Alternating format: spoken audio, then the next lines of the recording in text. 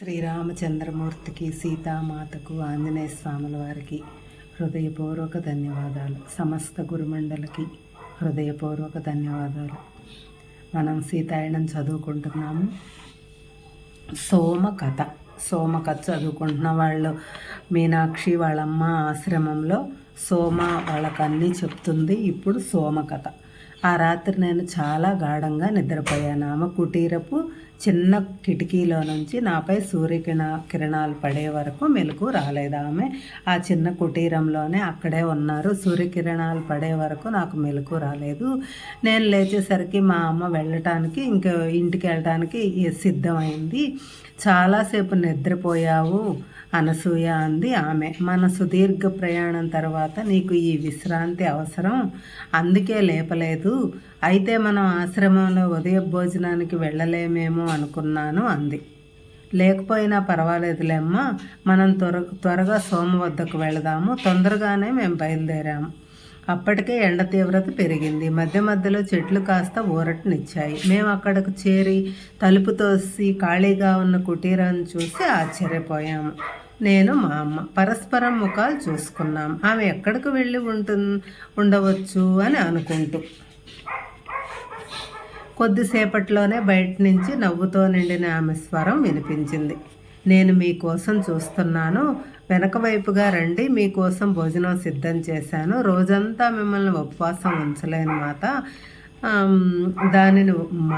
దాన్ని ఒప్పుకోదు. మీరు ఉపవాసం ఉంటాం మాత ఒప్పుకోదు. సోమ, మేము నీపై భారం వేయదలుచుకోలేదు, మా అమ్మ నిరోధించింది. అదీగాక ఈ ఎండలో మీకు మీ కుమార్తెకు పెట్టడంలో నాకేమీ భారం కాదు. మీకు మీ కుమార్తెకు పెట్టడంలో నాకు ఆనందమే, అది మీకు కూడా తెలుసు అని ఆమె బదులిచ్చింది. ఈసారి విందు భోజనం ఏర్పాటు చేసింది. చాలామంది మునులు అప్పటికే ఆహారం తీసుకొని వీడ్కోలు చెబుతున్నారు. మీరు సరిగ్గా సమయానికి వచ్చారు.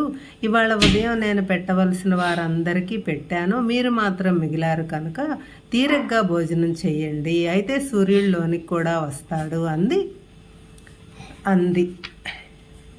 మాతో.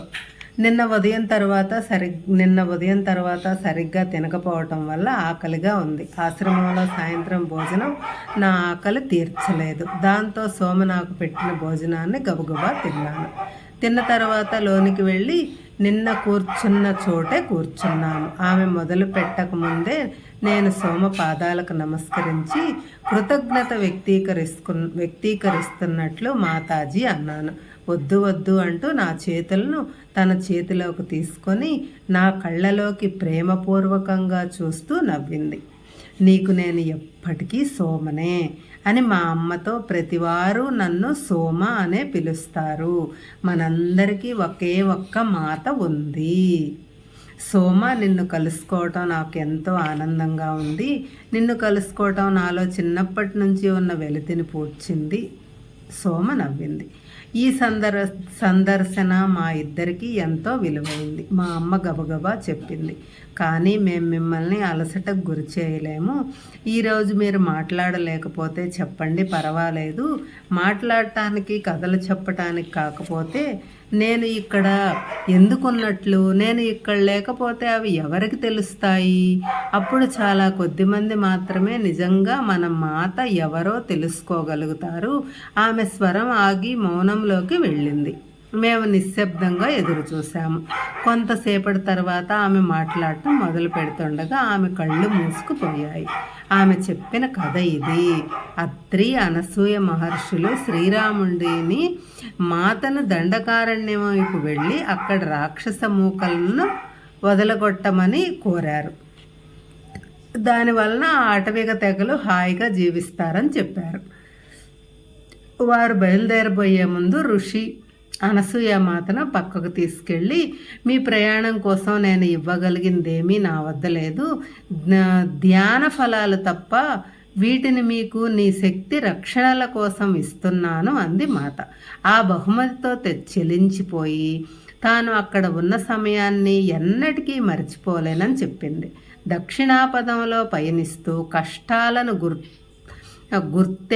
కష్టాలకు గుర్తైనప్పుడు తాను ఋషి అనసూయ సన్నిధిని అనేకసార్లు అనుభూతి పొందానని మాత నాతో చెప్పింది. రాక్షసులతో పోరాడుతూ ఆటవిక సమూహాలకు వ్యవసాయ నైపుణ్యాలు నేర్పుతూ వారు అక్కడ అనేక సంవత్సరాలు గడిపారు. మరి కొంచెం ముందుకు వెళ్ళి వారు పంచవటి అడవిని చేరారు. గోదావరి సమీపంలో ఉన్న ఈ ప్రాంతాన్ని మాత ఎంత ప్రేమించిందో, ఆ నది తన కుమార్తె వలె మారిపోయిందని ఆమె నాతో చెప్పేది. ఆమె ప్రక్కన తాను ఎప్పుడు కూర్చున్నా గోదావరి తన బహుమతులు పక్కనే తేలుతూ వెళ్ళే సుందర పుష్పాలు ఒడ్డున హఠాత్తుగా ప్రత్యక్షమయ్యే ఔషధ మొక్కలు వంటివి పంపించేది. వారు ఎక్కడున్నా ఆ కాలమంతా వారికి ఆహారం అందించేది. అంత అందమైన పుష్పాలను అక్కడ ఉండే ప్రత్యేక కాంతితో మరింత మెరిసిపోయే వాటిని తన ప్రయాణం అంతటితోనే తానెన్నడూ చూడలేనది మాత నాతో చెప్పింది.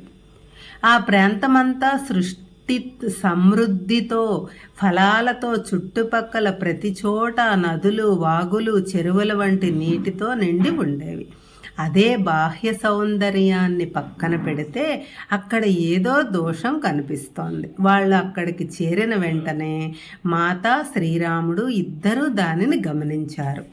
వారు తమ కుటీరం నిర్మించుకొని స్థిరపడ్డ కొంతకాలానికే అక్కడి ఋషులు, అక్కడి రాక్షసులు కలగజేస్తున్న ఇబ్బందులు తమ అదుపు దాటిపోయాయి అన్నారు. ఒకానొక రోజు అనేక మంది ఋషులు వారిని స్వాగతించటానికి వచ్చి తమ బాధలు వెల్లడించారు. వారు ఈ ప్రాంతం లంకాధిపతి అయిన రావణునికి ప్రత్యేక ప్రాధాన్యత కలిగింది అని చెప్పటంతో రాముడు శ్రద్ధగా విన్నాడు. ఆయన సేనాధిపతులు ఈ ప్రాంతాన్ని తమ స్థావరంగా చేసుకుని ఎన్నో స్థానిక వనరులను తరలించుకుని పోతున్నారు. ఎవరైనా దాని గురించి ఫిర్యాదు చేస్తే చుట్టుపక్కల గ్రామాలన్నీ ఇబ్బందికి గురయ్యేవి. ఏ గ్రామం వారైనా తమ అధికారాన్ని ఉల్లంఘిస్తే రావణుని మనుష్యులు ఆ గ్రామం దగ్గర ఉన్న నదుల నీళ్లన్నీ తోసివేసి ఆ ప్రాంతమంతా నీరు లేకుండా చేసేవారు. వారు పంచవటిని తమ కేంద్రంగా చేసుకుని ఉత్తరం నుంచి ప్రవేశాలను ఆపి తమ ప్రాంతాన్ని విస్తరించుకునేవారు. అంటే మనం వారి మూలం వరకు వచ్చామన్నమాట. అవునా? నవ్వాడు రాముడు. మనం జాగ్రత్తగా ఉండాలి. మీ ఋషులందరూ అతనంటే భయపడుతున్నారంటే అతను చాలా శక్తివంతుడిగా ఎదిగాడా? మాత ఆశ్చర్యంగా అడిగింది. ఆమెకు తాను బాల్యంలో మిథిలలో ఉండగా ఒకసారి రావణుడు వచ్చి తన తండ్రిని మహాదేవుని విల్లు అడగటం, ఆయన కాదనటంతో అంత శక్తివంతుడు కాకపోవటం వల్ల అవమానంతో తిరిగి వెళ్ళటం జ్ఞాపకం వచ్చింది. అతనిని కట్టడి చేయటానికి మంత్రాలు ఉపయోగించకూడదా? మాత అడిగింది.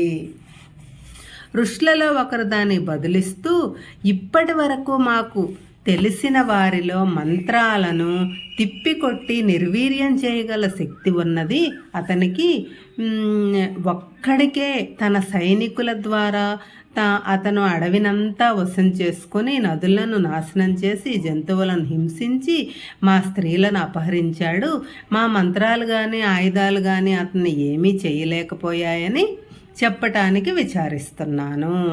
అతను దేవతల కంటే కూడా శక్తివంతుడని, సూర్యుణ్ణి కాల్చివేస్తానని, తన ఆయుధాలతో చంద్రుణ్ణి మండిస్తానని భయపెట్టాడని విన్నాము. అన్ని రకాల వినాశనాలతో భయపెట్టాడు. అతను ఈ భూమి సౌర కుటుంబాన్ని ఆ పైన ఏం చేస్తాడోనని మేము భయంతో జీవిస్తున్నాము. అతను అదంతా నాశనం చేయగలడని మేము నమ్ముతున్నాము. అతని శక్తికి రుజువులు మేము చూసాము. అందుకే అతనిని పరీక్షించే సాహసం చెయ్యం. సీత శ్రీరాముని వైపు చూడగా అతని ముఖం ఎప్పటి వల్లనే ప్రశాంతంగా ఉంది. మనం ఇప్పుడు ఇక్కడ ఉన్నాము. శ్రీరాముడు మృదువుగా అన్నాడు. విచారపడకండి, అతని కోసమే మేము ఇక్కడికి వచ్చామేమో. జై శ్రీరామ్.